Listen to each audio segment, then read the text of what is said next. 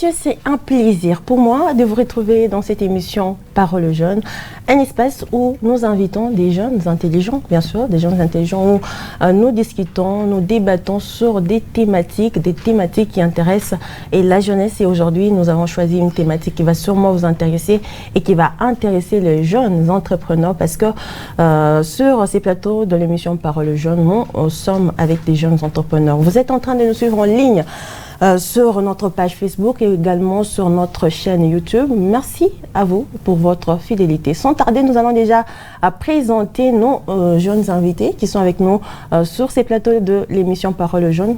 Ils sont là, ils sont magnifiques. On va commencer par vous, Monsieur Van. Comment vous allez? Très bien. C'est la première fois dans cette émission Parole aux jeunes. J'espère que vous allez bien. Hein? Exactement. Alors, Monsieur Van, c'est ça? Oui, c'est ça. Comment vous allez bien et qu'est-ce que vous faites exactement dans la vie? Qui êtes-vous? Pour ceux qui ne vous connaissent pas. Oui, je suis un jeune entrepreneur ici à Colomiers. J'œuvre dans le cadre de la vente des services. C'est un nouveau service qui vient de commencer ici à Colomiers. Je pense qu'il n'est pas encore tout à fait répandu. Nous travaillons sur la publicité pour être encore plus visuel. Voilà, et on en parlera dans quelques minutes. Et à vos côtés, il y a Monsieur Daniel. Bonjour Daniel. Bonjour. Comment vous allez? Ça va, j'imagine? Oui, ça va, ça va. Daniel, qui êtes-vous exactement? Je me présente, je suis le CEO de la plateforme Les Ouvriers Départ. En dehors de ça, je suis aussi entrepreneur. Voilà, entrepreneur, on en parlera tout à l'heure. Et il y a aussi une dame, une femme entrepreneur, une jeune femme d'ailleurs. Voilà, beaucoup des auditeurs, des téléspectateurs m'ont posé la question de savoir pourquoi je n'invitais pas assez de femmes. Et voilà, elle est là. Ruth, comment tu vas Ruth? Je vais très bien. Ruth, qui es-tu exactement? Je suis jeune entrepreneur. Pour le moment, je travaille dans une entreprise des jeunes où nous sommes dans la vente des services. Et bon, pour l'instant. Voilà, déjà pour l'instant, c'est déjà bien. Et vous, Monsieur Michael, comment vous allez? Ça va bien, madame? Voilà, Monsieur Michael, j'espère que vous allez bien. Qui êtes-vous exactement? Qu'est-ce que vous faites dans la vie?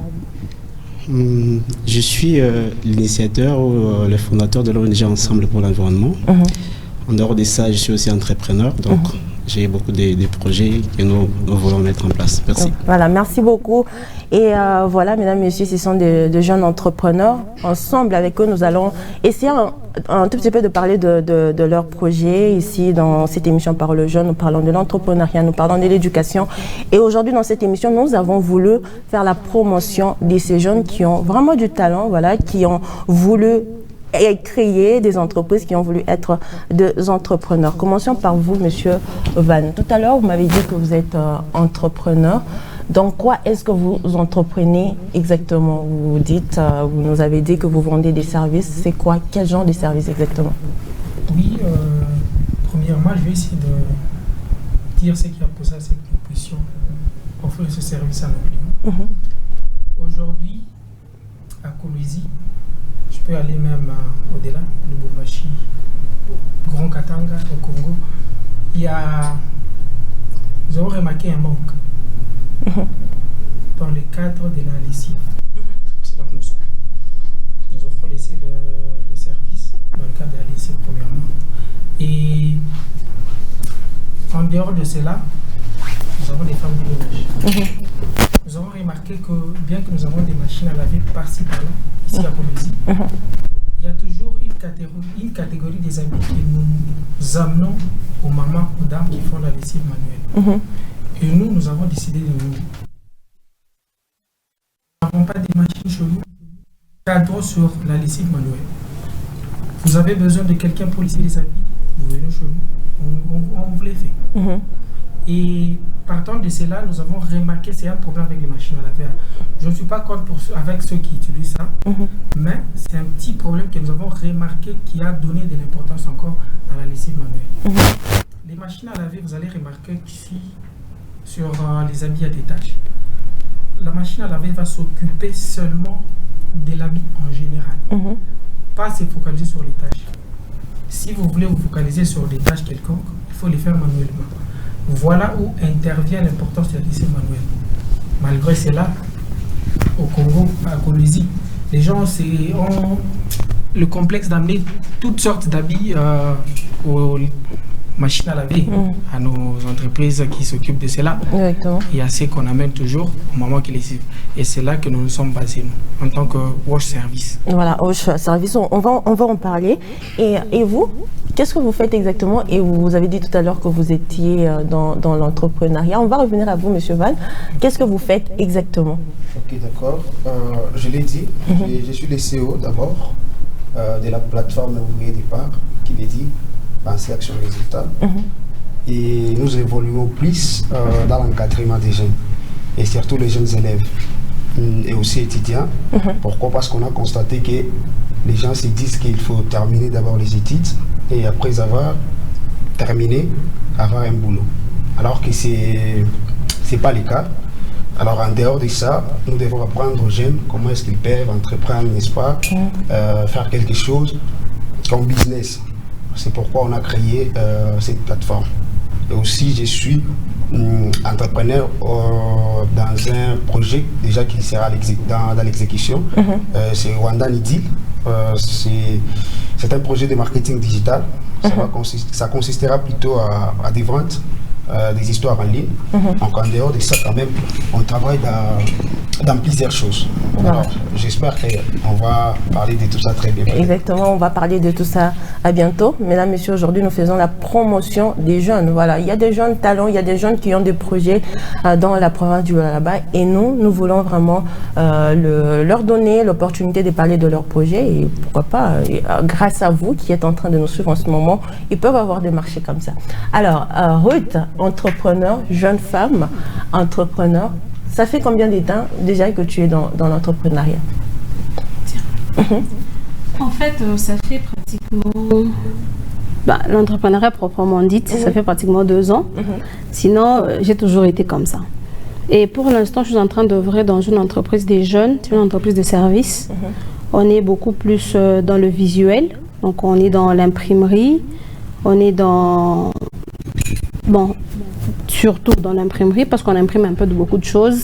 On couvre des manifestations. Si vous avez besoin de la photographie, ce genre de choses, on couvre des manifestations. Bon, c'est un peu dans ça que je suis pour l'instant. C'est une nouvelle entreprise qui n'a pas encore vraiment de visibilité, vu que c'est nouveau, mais on est dans ça pour l'instant. Et vous, Michael? Merci Anita. Moi, je suis, comme je l'ai dit au début, je suis le fondateur de l'ONG Ensemble pour l'environnement. Qu'est-ce qui m'a poussé d'abord d'entreprendre cette organisation? On a constaté un manque au niveau de notre province. L'environnement, c'est quelque chose un peu négligé, avec tout ce qu'il y a comme menace de réchauffement climatique. Alors, on a pensé entreprendre dans ce sens-là en créant cette organisation. Bien évidemment, là, à l'intérieur, il y a beaucoup de projets d'entreprise. Nous travaillons aussi sur l'agropastoral, donc il y a des projets à l'intérieur, mais la vision elle-même, c'est la protection de l'environnement. En fait, la préservation de l'environnement, nous allons en parler, comment est-ce qu'on peut protéger l'environnement. Donc on a vu chez nous ici un problème, l'environnement n'est pas respecté.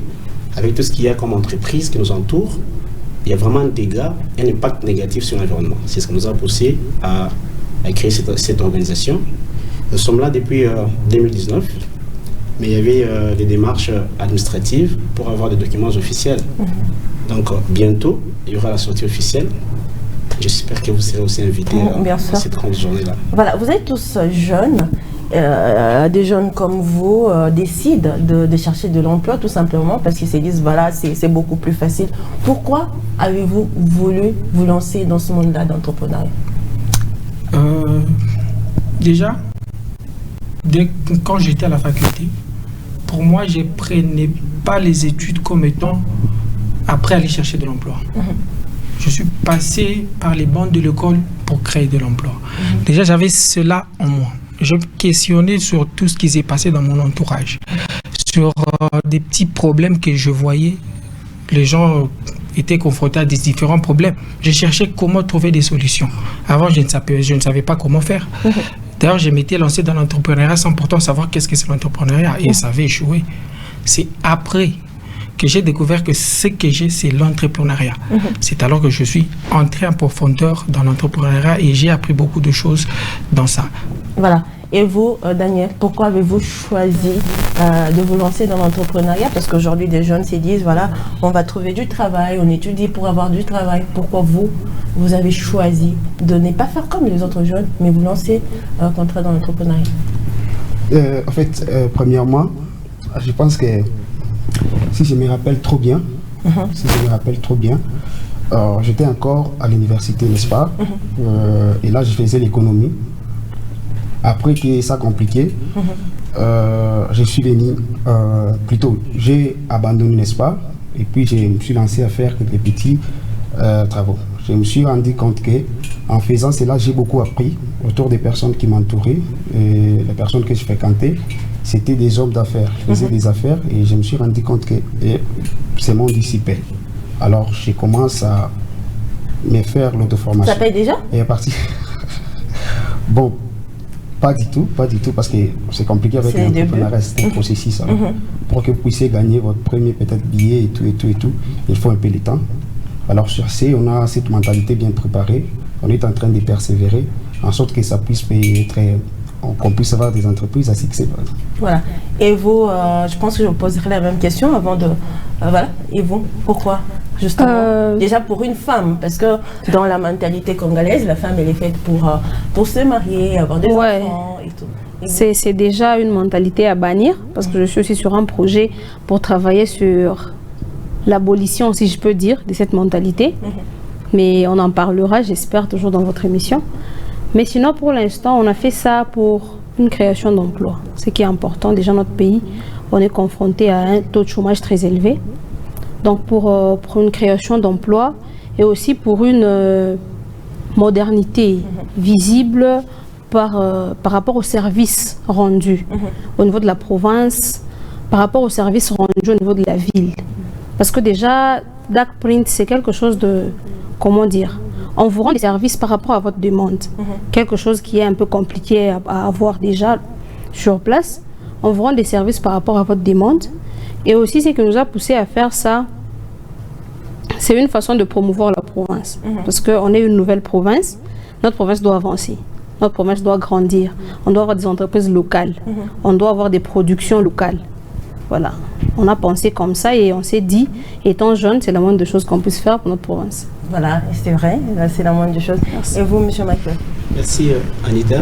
Je pense que c'est un problème ici chez nous, parce que la majorité, quand on passe à l'université, c'est pour aller chercher de l'emploi. Et si vous constatez chez nous, beaucoup d'entreprises sont des multinationales. Ce sont des étrangers qui viennent s'installer ici pour chercher de l'argent et partir. Et nous, les nationaux, nous sommes là pour rendre service à ces personnes. Ça ne va pas. Combien de millionnaires on a à Colusie? Combien de milliardaires ici? Il y en a combien? Vous pouvez me citer? Il n'y en a pas. C'est parce que nous attendons quitter l'université et aller travailler, servir quelqu'un. Je pense que l'école a été faite pour nous donner la compétence, le savoir. Lorsque nous avons ce savoir, une université, c'est un chercheur. Après l'université, il faut observer dans la société, qu'est-ce que je peux apporter. Et moi, j'ai constaté qu'il y a un manque. Il y a un manque dans le domaine de l'environnement. Sérieusement, il y a un problème. Nos amis ailleurs se sont réveillés. Et ici, chez nous, en somnole encore. Heureusement que nous sommes là. Nous allons vous réveiller tous dans ce domaine-là. Et imaginez, on peut créer des entreprises dans ce domaine. Je prends l'exemple du recyclage, le plastique. Sortez ici chez nous, il y en a plein partout. Il y a du plastique, c'est de l'argent. Le plastique là, c'est de l'argent. On peut ramasser toutes ces bouteilles qui émergent de la ville. On peut les recycler, les transformer et les redonner de la valeur. Donc nous sommes en train de travailler sur ça. Un jour, Dieu faisant grâce, on aura une grande entreprise ici, une grande usine de transformation de ces plastiques pour leur redonner de la valeur. Donc j'appelle à nos amis de ne pas penser après l'université, il faut qu'on m'embauche. Non, après l'université, créer. Pensez à faire quelque chose qui n'existait pas. Voilà, merci. Voilà, et créer, vous l'avez dit, c'est bien. Mais ça fait combien de temps que vous êtes entrepreneur, vous avez dit? Avant, je ne savais pas que j'étais dans l'entrepreneuriat, comme je l'ai dit. C'est depuis 2016, je ne savais pas. Je suis que j'étais entrepreneur, que je suis entré dans l'entrepreneuriat proprement dit, c'est en 2018. Et quelles sont les difficultés que vous rencontrez dans l'entrepreneuriat? les difficultés, il y en a. Tellement. Il y en a que si on voulait énumérer le tout, on risquerait de beaucoup nous attarder sur la question. Premièrement, c'est l'accompagnement de nos autorités. L'accompagnement dont je ne peux pas parler seulement dans le financement, parce qu'en tant qu'entrepreneur, au-delà de donner de l'emploi, il y a aussi des bénéfices que nous visons.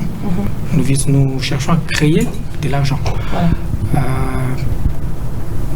En dehors de l'accompagnement du gouvernement, il y a aussi nous, Congolais. Je ne sais pas, cette mentalité, on n'a pas l'habitude de nous faire confiance entre nous, de nous consommer entre nous. Pour le Congolais, ce qui vient d'ici chez nous, c'est du pirate. On n'a pas confiance entre nous, Congolais. Tout ce qu'un Congolais fait, c'est pas de l'original. Exactement. Alors, j'ai invité aussi quelqu'un, c'est un entrepreneur, il s'appelle Monsieur Johan Ndonji. On va prendre cette transition, question de revenir juste après, continuer avec vous et prendre quelques questions.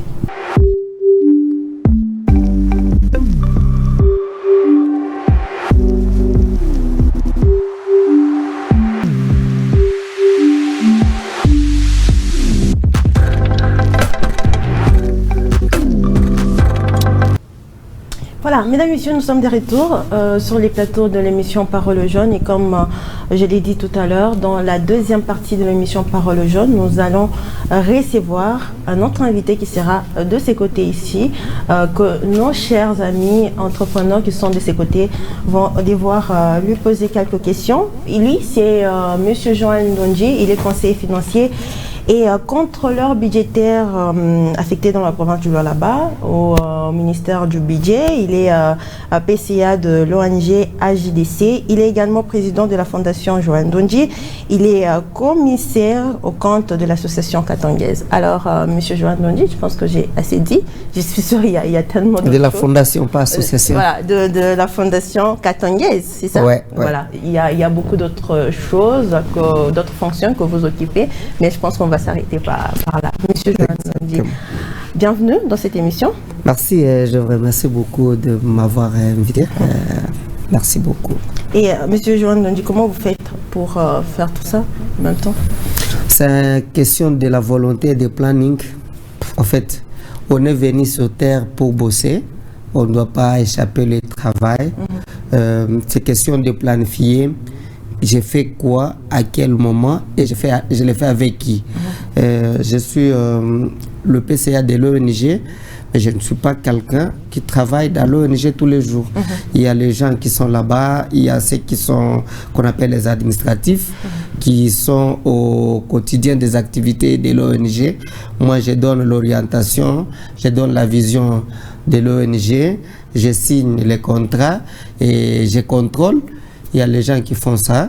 Et la même chose pour la fondation et pour le travail du gouvernement. On le fait aussi. On planifie les tout et on essaie de s'occuper de tout au même moment. Et dans quoi est-ce que vous entreprenez? Parce qu'aujourd'hui, nous parlons beaucoup plus de l'entrepreneuriat. Dans quoi vous entreprenez exactement? J'ai une entreprise, bon, l'ONG a un département qu'on appelle eau, hygiène, assainissement. Donc là, nous avons créé une entreprise de transport ou d'évacuation d'immondices. Donc nous sommes en train de travailler dans ce domaine-là. Nous collectons les déchets du ménage des familles vers les dépotoirs. En attendant, bien sûr, quelqu'un l'a dit ici, de créer une usine de transformation qui demande aussi certaines exigences. Mais dans un premier temps, nous collectons les déchets et nous les amenons, les déchets des entreprises, des écoles, des ménages, ainsi de suite. C'est d'abord ce travail-là. Département RDC? Nous travaillons à Lubumbashi, ici à Kolwezi. À Kinshasa, nous avons un travail qu'on appelle donc le projet Kinbopeto. Il y a plusieurs associations, plusieurs entreprises. Nous sommes aussi là-bas dans les collectes des déchets et l'assainissement de bâtiments. En dehors de ça, nous travaillons dans les food security, donc la lutte contre l'insécurité alimentaire.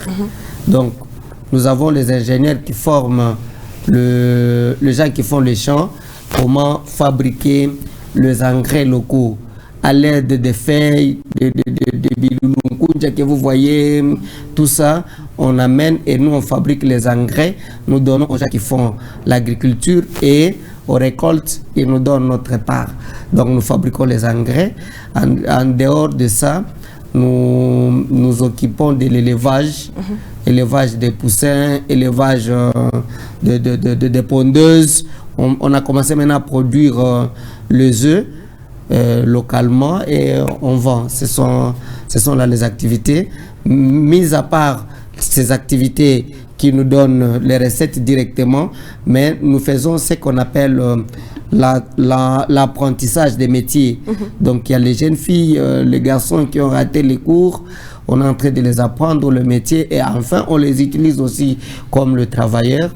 Et là c'est une façon de créer de l'emploi. Donc l'art culinaire, coupe et couture, autres domaines comme maçonnerie, il y a aussi la scierie. Ce sont le métier qu'on apprend aux jeunes gens et ceux qui s'en sortent rapidement, on les récupère. Il y en a qui créent leurs entreprises à part et nous les encadrons. Il y en a qui travaillent aussi au sein de l'ONG. Voilà, dans la conférence Parole aux jeunes que nous avons organisée il y a pratiquement 3 mois, vous étiez notre invité, vous nous avez parlé de votre passé, pas très glorieuse parce que vous avez grandi dans une famille très modeste. Mais voilà, vous êtes Joanne Dondi aujourd'hui. Qu'est-ce qui vous a poussé exactement de vous lancer dans l'entrepreneuriat avant que nous puissions donner la parole à ces jeunes? D'abord, c'est pas facile. Quand vous êtes né dans une famille noble, par exemple, les parents ont déjà tout fait. On peut faire de la blague. On sait que mon père est là. Il y en a qui ont bénéficié de l'affection des parents, les études. Après les études, les parents te localisent déjà dans une entreprise et tout. Et tu as même une maison, on te donne une femme, donc tu sais rien. Mais moi, je suis né dans une famille, comme je l'avais témoigné la fois passée, une famille très pauvre. J'avais compris que sans moi, il n'y a personne qui peut faire quelque chose pour la famille. Je m'étais décidé que je fasse quelque chose pour moi-même et pour ma famille. Cette idée-là m'est venue déjà dès l'école primaire parce que je vous avais dit que j'ai payé les études moi-même à partir de l'école secondaire. L'école primaire, c'est moi-même, je peux dire en quelque sorte parce que c'est la bourse de l'école qui m'a aidé à évoluer. À l'école secondaire, j'ai commencé à travailler, à laver le véhicule des gens, mais au même moment où j'ai travaillé, j'ai pensé à créer ma petite entreprise où j'ai commencé à vendre les sunglasses. Par exemple, je vends les sunglasses aux gens, l'argent rentre et puis je paye les études. L'idée m'est venue que sauf moi qui peut changer ma vie, il n'y a personne d'autre. À partir de là, j'ai commencé par chercher le moyen, les mécanismes, le méthode, comment je peux faire pour y arriver. Une ligne a été tracée, une détermination est venue à moi, je me suis lancé, plusieurs fois j'ai échoué, mais bon, je suis en train maintenant de réussir. Donc, c'est à partir de ma vie, j'ai eu honte de moi-même, et puis j'étais... beaucoup de gens se moquaient de moi, et je voulais aussi être comme eux. Maintenant, ça ne pouvait pas tomber comme ça du ciel, c'est un travail, je me suis engagé dans une lutte, et en fait... Aujourd'hui, je suis en train de réussir. Et voilà, vous êtes en train de réussir et ça se voit. Alors, Ruth, quelque chose à dire? Question? Merci. Oui, j'ai une question pour monsieur. En fait, j'ai entendu, vous avez dit que vous êtes en train d'aider les jeunes avec des formations professionnelles, l'art culinaire, la menuiserie, la coupe couture. C'est juste à Kinshasa ou c'est aussi dans la province? À Lubumbashi, nous avons déjà 2 centres. Ici, nous avons commencé au Camp Massar.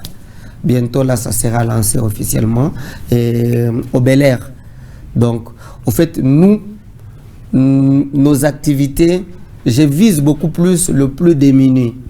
Pas les gens qui ont réussi. Souvent, nous travaillons avec les gens qui ont réussi pour apporter une touche supérieure. Mais mon souci à moi est de relever d'abord le plus pauvre, les remettre à un niveau. Il y a les gens qui croient que tout est fini, nous sommes venus comme ça, on ne peut pas réussir dans la vie. Ce sont ces gens-là qui sont en train de donner l'espoir. Ce sont ces gens-là, je peux te dire que toi là, tu peux y arriver. Toi là, tu as tout. Donc, les gens pensent que seulement quand on pleurniche les gens, nous, notre famille, nous sommes maudits.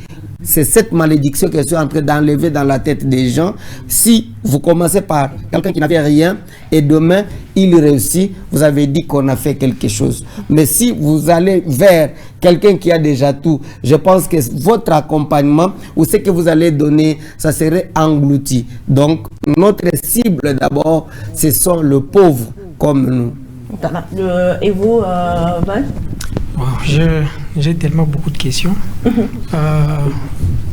Mais la première question la plus importante pour moi, c'est est-ce possible de faire la politique en même temps être entrepreneur? Oui. L'entrepreneuriat, c'est la vie de tout le monde. Donc, quand on est né comme ça, tout le monde est entrepreneur. Je crois que c'est toi qui l'as dit, que je ne savais pas que j'étais entrepreneur. Donc, la dame qui est en train de vendre le pain, là, les arachides, les cacahuètes, tous les jours, quand vous le voyez en train de circuler, c'est une entreprise. C'est une femme entrepreneur, mais elle s'ignore. Peut-être que c'est question d'orienter son entreprise. À Lumbashika, on n'a pas commencé avec grande chose. Il y a les femmes qui vendaient les beignets là, le beignet, les croquants. On a organisé ça à une entreprise. Les croquants que tu vas là-bas, tu les mets en cours de route, tu vas à crédit, tout ça. Si vous vous mettez à 10 par exemple, tel fait le beignet, tel fait le marketing, l'autre va déposer, l'autre récolte l'argent, vous allez déposer dans des supermarchés. Ces dames-là, aujourd'hui, sont en train de donner l'argent à crédit aux gens. Et ils n'ont pas changé d'activité. Seulement le beignet, croquant, gaufre et tout. Donc, l'organisation. Mais la politique amène aussi une influence dans l'entrepreneuriat. Au jour d'aujourd'hui, quelqu'un l'a dit, on n'a pas l'accompagnement. En fait, le moyen que nous avons plus, d'abord, c'est l'argent de l'État. L'État a une part de responsabilité, a une caisse qui doit donner à la population. Mais si vous n'êtes pas souple et si vous n'êtes pas informé, vous allez voir que quand l'État vous donne l'argent, c'est son argent. Donc, la création de la classe moyenne, c'est le devoir de l'État. En fait, nous devons avoir 3 classes dans un pays émergent. Il y a la classe inférieure, donc la classe faible des pauvres. Il y a la classe moyenne et la classe supérieure. Mais au Congo, nous avons seulement 2 classes. C'est la classe des faibles et la classe supérieure. La classe moyenne n'existe pas. Qu'est-ce qu'on appelle la classe moyenne? C'est quand l'État récolte les fonds à ceux-là qui en ont beaucoup. Il commence à les redistribuer par ceux qui n'avaient rien. Eux aussi, à leur niveau, montent. Donc, c'est-à-dire, la vie change. Les gens n'ont pas de problème, par exemple, des logements. Les gens ne se posent pas de questions, ils vont manger quoi. Les gens ne se posent pas de questions, comment ils vont s'habiller. Ils se posent des questions, comment ils vont construire. Ils se posent des questions quand même sur un niveau là. C'est ce qu'on appelle la création de la classe moyenne. Mais ça, c'est comment? Quand l'État prend l'argent, il commence à financer les micro-projets des jeunes. Vous faites par exemple le beignet, l'autre il est dans l'environnement, il propose un projet que moi je vais transformer les déchets. Ça déjà, ça contribue à la réduction de l'impact environnemental sur la population. Troisièmement, ça va créer de l'emploi. Il aura un petit nombre de personnes. Au même moment qu'il aura cet argent-là, il va payer les 4 personnes sous sa responsabilité. Ces gens-là vont acheter quelque chose au marché. La dame qui vend les légumes, il aura de l'argent et c'est ce qu'on appelle la redistribution de l'argent. Donc, la politique, quand on y entre, c'est pour beaucoup plus être influent, booster aussi l'État qu'il puisse prendre ses responsabilités. Voilà. Et on va, Madame Ruth a une question, mais on va donner d'abord la parole à Monsieur Daniel et on va revenir à vous, Mademoiselle Ruth. Voilà, merci. Ma question est celle-ci. Et je vous ai entendu parler, vous avez dit que vous donnez des formations, n'est-ce pas, des couturiers et tout, mais vous, en étant un entrepreneur. Alors, qu'est-ce que vous envisagez de ces gens-là que vous donnez de l'emploi. Est-ce que vous les envisagez un jour en tant que des créateurs aussi d'emploi ou rester des travailleurs pendant un très long moment? Chez vous, dans votre entreprise? Je l'ai dit, nous formons le jeune, pas pour dire qu'il reste à la maison. Ça serait un échec. On recrute par exemple 50 personnes. Qu'est-ce qu'on fait après la formation d'autant de jours? Nous les organisons en équipe. Vous êtes à 3, à 4. On les dote par exemple 3 machines. Si ce sont des filles qui ont choisi la couture, ils vont commencer à faire une petite entreprise dans un petit kiosque et tout ça à 2, ils ont commencé à coudre. Les autres de l'autre côté. Mais il y a une équipe de superviseurs qui supervise les activités de chaque entrepreneur qui a commencé ou qu'on a lancé sur terrain. On va les accompagner pendant même 6 mois. Voir comment leurs entreprises sont en train d'accroître techniquement et financièrement. C'est-à-dire 2 personnes. La première personne supervise comment, si c'est dans la coupe et couture, comment ils sont en train de couper, comment ils sont en train de coudre, est-ce qu'ils ont des problèmes avec leurs clients ou pas, est-ce qu'ils ont besoin d'un coup de main pour que ces jeunes-là se stabilisent. Ça, c'est de façon technique. Maintenant, d'une manière financière, parce que quelqu'un qui était là, il ne savait pas comment gérer. Et quand vous le lancez, vous le laissez seul, on lui donne de l'argent, le même jour il prend, il mange, il prend, on lui donne, il mange, il commencera à avoir des dettes avec des clients, tout ça. Il y a quelqu'un qui est censé venir pour l'enseigner ce qu'on appelle l'éducation financière. Quand l'argent rentre dans sa caisse, combien il doit consommer par jour comme nourriture, combien il doit mettre dans l'investissement, combien il doit mettre dans l'entretien. Il doit acheter des popelines, il doit acheter ceci. On fait la répartition et on les suit à la loupe. Il respecte ses consignes et par mois, il a mobilisé combien de recettes et qu'est-ce qu'il compte faire avec ça. Il propose 3 sujets, je vais faire A, B, C, D. Parmi les 3, on lui dit, par rapport au risque, par rapport à l'étude du milieu où tu es, si tu peux faire ça, on l'accompagne pendant 6 mois, on va voir que son niveau de revenus a augmenté. Et là, on diminue des visites. Peut-être si on le faisait chaque semaine, on le fait 2 semaines après, on diminue, ainsi de suite, jusqu'au moment où ces jeunes gens-là vont être stables et ils vont commencer à recruter les autres. En fait, on est en train d'étendre l'action. C'est de cette façon que nous travaillons. On ne forme pas les gens pour les lancer sur la rue. Voilà. Et vous, monsieur Michael, et après on va prendre votre question. Merci Anita. Premièrement, je tiens à féliciter Monsieur Joël, félicitations. Merci pour l'initiative. Vraiment, félicitations aussi pour dans les domaines où nous sommes de l'environnement. J'ai suivi l'entreprise que vous avez mise en place pour l'assainissement. Oui. Mes félicitations. Nous allons travailler ensemble avec vous pour voir comment est-ce qu'on peut protéger l'environnement. Et la question, Michael? Mais la question, c'est laquelle? Moi, j'aimerais juste... Vous voyez, il y a beaucoup de jeunes qui ont des visions. Mais j'aimerais, à partir de votre expérience, que vous puissiez un peu nous aider, nous éclaircir. Est-il possible de commencer une entreprise en partant de rien? Donc, la plupart des gens d'aujourd'hui, ils ont des idées, ils ont des projets, mais le moyen pour commencer, c'est difficile. Pourriez-vous un peu nous donner quelques conseils? Comment on peut commencer en partant de rien? Très bonne question. Très bonne question. En fait, ce qui fait que beaucoup de gens échouent, c'est quoi? C'est penser de commencer avec beaucoup d'argent. Ça aussi, c'est une erreur très grave dans l'entrepreneuriat. Ça, c'est 1. 2, penser qu'on va me financer l'argent par telle personne pour que je commence. Tu vas attendre longtemps jusqu'au moment où tu vas mourir. Donc, c'est difficile. Les gens vous donnent de l'argent si vous avez déjà commencé. C'est ce que je suis en train de voir au Congo. Souvent, dans d'autres pays, on recrute les associations, on les aligne, on les apprend et puis on les donne des subventions et ils commencent. Mais chez nous, ça ne se passe pas comme ça. Même les entreprises locales qui sont là-bas, ils ont ce qu'on appelle la responsabilité sociétale des entreprises. Ils doivent accompagner aussi les entreprises locales. Mais ça ne se passe pas comme ça. Des fois, tu cherches un sous-traitance, on te demande de travailler 6 mois Toi-même, tu payes les agents. Toi-même, tu t'occupes de tout. Tu vas voir que le budget est au-delà et tu te décourages. Mais ce qui est vrai, c'est que il faut commencer avec le moyen de bord. Ce que vous avez là, que ce soit 1000, que ce soit 2000, que ce soit 3000, tu peux commencer. Comment? Les jeunes gens aujourd'hui ont beaucoup d'argent.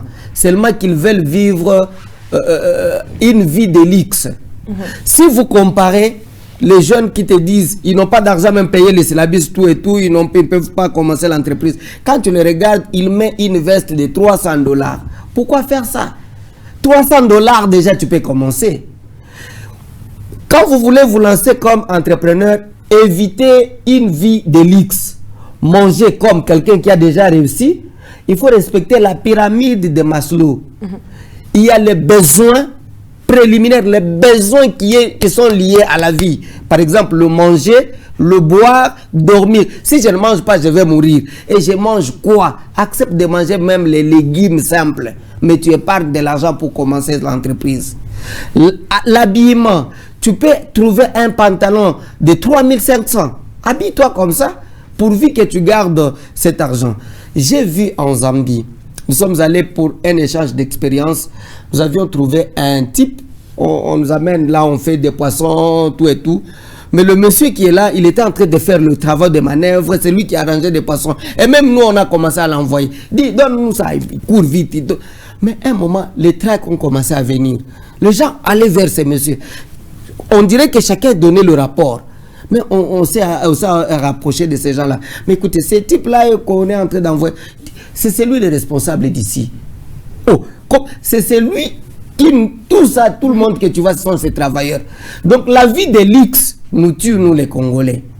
Quand je vois une veste même que le président de la République a mise, moi aussi je vais l'acheter, même si je n'ai pas d'argent. Donc c'est ça. Donc épargnez l'argent, achetez ce que vous pouvez acheter, étudiez le milieu. Dans le milieu ici, quels sont les besoins réels, les plus petits besoins là? Quelles sont les marchandises que je peux acheter aujourd'hui et le revendre aujourd'hui? Demain encore, je fais l'activité. Tu peux commencer au fur et à mesure où le bénéfice s'ajoute. C'est au moment là, tu vas voir. Moi, je te dis que j'ai commencé par vendre les sunglasses en tête comme ça. Tu fais les sunglasses. Actuellement, ça ne se fait pas. Hein. Tu vois les sunglasses. Après les sunglasses, quand j'ai lancé cette entreprise d'assainissement, j'ai commencé avec 2 brouettes. 2 brouettes.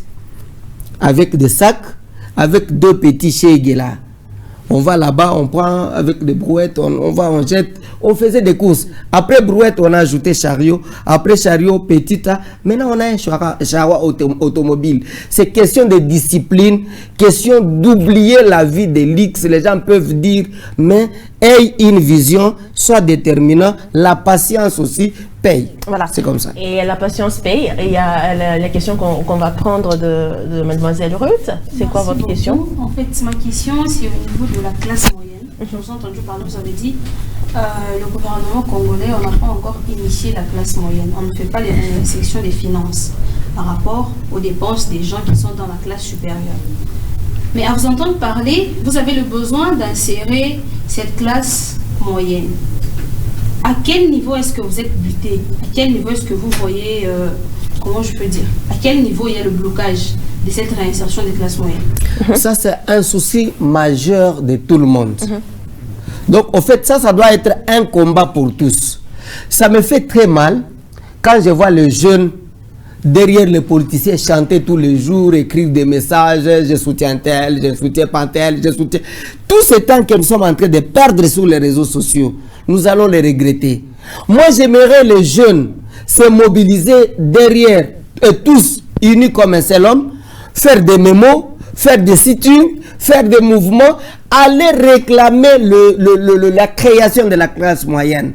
Aller au gouvernement, par exemple, chercher comment le gouvernement utilise l'argent. Il y a ce qu'on appelle le fonds de la génération future.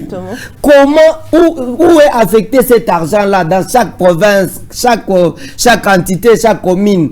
Quand il y a des entreprises qui sont tout autour, l'argent des entreprises ce qu'on donne là, comment on utilise. Mais nous jeunes, nous avons des entreprises. Comment... Donc, si les jeunes pouvaient orienter les idées dans ce sens-là, je sais que c'est difficile de le faire, nous, à notre niveau, parce qu'il y a un département nous appelons Civi et Voix et Action Citoyenne. Nous menons les actions de plaidoirie.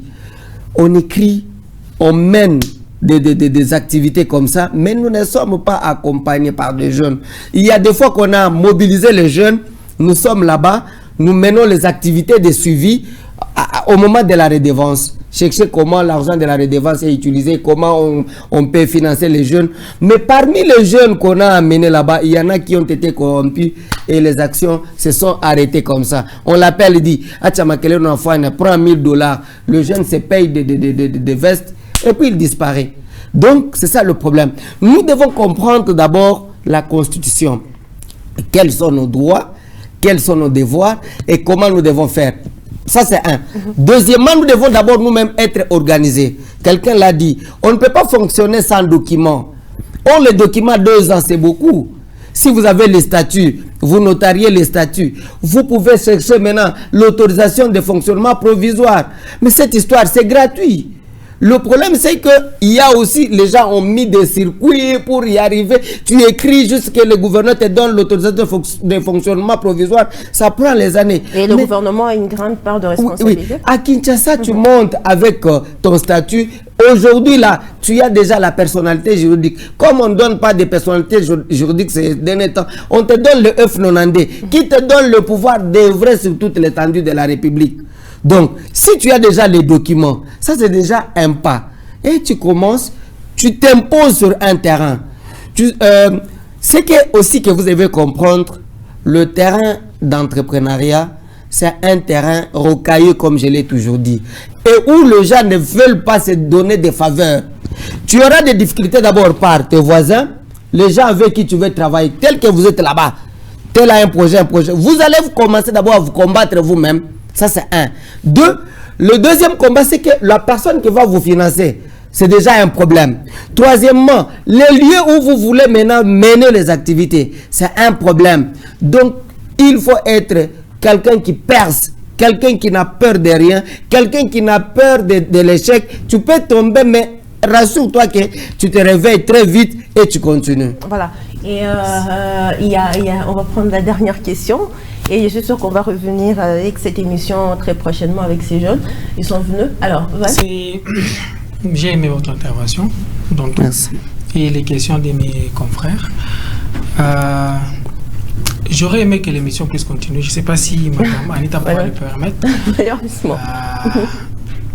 J'aimerais vous poser quelques questions en votre personnalité en tant qu'homme politique. Vous représentez le gouvernement ici. Qu'est-ce que le gouvernement attend de nous, entrepreneurs, nous jeunes entrepreneurs, aujourd'hui, ici à Kolwezi? Qu'est-ce que le gouvernement attend de nous? La première, comme je l'ai dit, d'abord, c'est la structuration. Vous ne pouvez pas aller seulement... Nous sommes jeunes, donnez-nous l'argent. On ne donne pas l'argent comme ça. 1, vous vous structurez. Vous avez une entreprise qui est connue avec des documents. 2, un projet bancable. Un projet qui... tu sais, le projet, on le fait. Mais vous devez avoir des techniques de conception des projets. Moi, j'avais fait l'économie au départ. Quand j'ai fini, je me suis lancé dans l'entrepreneuriat. J'avais vu que j'avais besoin de faire le développement communautaire. Et là, il fallait faire la gestion, conception de projets. Il y a des parties des projets qui séduit la personne. Quand tu écris un projet, cette partie-là, quand on lit, quelqu'un qui te lit, il pleure même. Il dit non, il faut venir. Mais qu'est-ce qu'on voit maintenant? Tel jeune projet, nous sommes experts, nous construisons. Le projet, ce n'est pas beaucoup de phrases vides de sens. Le projet, c'est comme quand on veut draguer une femme. Il faut avoir des mots clés. Tu ne peux pas beaucoup parler, tu dis 2 mots, la femme dit que non, c'est l'homme de ma vie. C'est comme ça aussi on cherche des partenaires. Donc, vous devez avoir les mots clairs. Ça aussi, c'est une étape où on vous dit à quel niveau où les gens lisent. Les partenaires ne lisent pas tout le projet. il y a des endroits où il lise, quand il lit, il comprend qu'il verse, l'endroit c'est tel, il veut faire ça, ça va répondre ça à telle période, autant de personnes, ça va impacter comme ça, si je donne l'argent, ma part sera ça. C'est tout. Le projet aussi pose problème. Deuxièmement, les jeunes aussi s'embrouillent, eux-mêmes ils ne connaissent pas ce qu'ils doivent faire. Et si vous ne savez pas le faire, et même celui qui veut vous accompagner, il ne peut pas le faire. Troisièmement, aussi le gouvernement n'a pas une bonne volonté. Ça, je peux le dire en tant que jeune. Le gouvernement n'a pas une bonne volonté d'aider le jeune, je parle du gouvernement d'abord en commençant par le gouvernement central jusqu'au plus bas niveau. Donc vous en faites partie. Oui. Vous faites partie du gouvernement, ça veut dire que je parle du système. Je parle du système. Quand un système est mis en place et qui n'a pas une vision très claire, ça pose problème dans l'exécution du projet. Vous voyez? Donc, nous devons déjà au départ, dans la conception du budget, à chaque niveau, au niveau local, il doit y avoir les lignes qu'on appelle subvention des associations ou ONG locales. Cet argent-là doit être d'abord mis dans une ligne. Et après, il faut qu'il y ait maintenant le mécanisme de suivi. Combien de jeunes qui ont déposé leur projet? Quel projet on va le faire où? Et cet argent va où? Chaque année, il y a une ligne comme ça. Mais vraiment, je ne vois pas cette ligne sortir et servir les jeunes. C'est ça la difficulté. Donc, je crois que, surtout notre province, elle est encore jeune, mais nous devons, nous jeunes, nous réveiller. Nous devons savoir, dans d'autres pays, le budget là, quand on le fait, il est même sur l'Internet. Tout le monde y voit, il regarde, qu'est-ce qui les concerne, comment il va le faire. Mais si je demande, vous avez déjà vu le budget de la République? Non. Le budget de la commune, il dit là, non. Le budget de la province, non. Maintenant, vous savez qu'est-ce qui est planifié, qu'est-ce qui doit être exécuté. On va seulement, qu'est-ce qui a été fait? Qu'est-ce qui a été planifié, ce qu'on n'a pas fait? Comment tu vas faire le suivi si tu ne connais pas ce qu'on devait faire? Voilà. Donc, c'est un peu ça. La faute est partagée, mais à notre niveau, nous sommes en train de faire tout pour que les gouvernements, enfin, commencent à respecter les engagements, commencent à respecter l'affectation de chaque ligne pour que la classe moyenne vraiment soit en fait créée. Est-ce qu'on peut s'applaudir? Vous pouvez vous applaudir, s'il vous plaît? Et j'espère, mesdames, messieurs, qu'on va revenir avec cette même émission parce que voilà, les temps... Voilà, nous est imparti. Merci à Van, merci à Daniel, merci à Ruth et merci à Michael d'être venus sur les plateaux de Parole Jaune. Merci beaucoup à vous, monsieur Joël Dondier, d'être venu. Mesdames, messieurs, merci à vous de nous avoir suivis. On se retrouve la semaine prochaine sur ces mêmes plateaux de Parole Jaune. Vous pouvez retrouver cette émission déjà demain sur notre chaîne YouTube. Au revoir et à très bientôt. Merci beaucoup.